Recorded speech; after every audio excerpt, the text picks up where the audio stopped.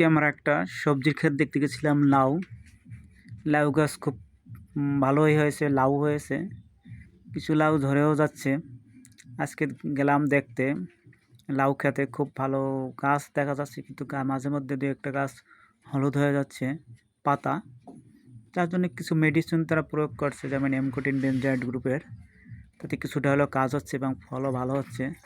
অনেক ফল ছিল, এর আগের দিন গেছিলাম তখন অনেক লাউ দেখাচ্ছে, আজকে লাউ অনেকটা কম, কারণ বিক্রি করে দিছে। উনি বাণিজ্যিকভাবে চাষ করে লাউ, খুব ভালো লাউ হয়েছে। ওনার পাশে প্রায় এক চেনের মতন জমিতে সে চাষ করছে লাউ, শুধু লাউ। তার আর একটা ক্ষেত আছে, সে ক্ষেতে যেতে পারিনি আজকে। লাউগুলো খুব ভালোই হচ্ছে, জায়গাটা অনেক বড়, আপনার সব নিটের এবং বাঁশের উপর দিয়ে রেখেছে।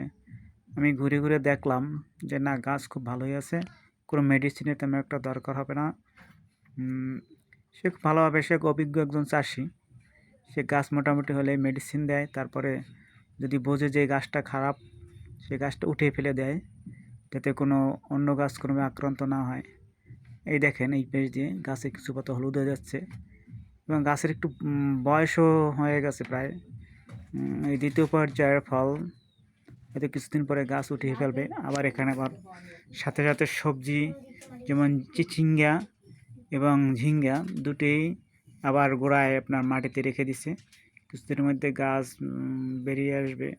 এটার পরে এটা পেঁপে গাছটা খুব ছোট, ফল ধরছে অল্প, খুব ছোট অবস্থায় ফল ধরছে। এরপরে আর একটা গাছ দেখা যাচ্ছে, দেখেন এটাও অনেকটা বড় হয়েছে, এটা পেঁপে বড় হয়, অনেক বড় হয়।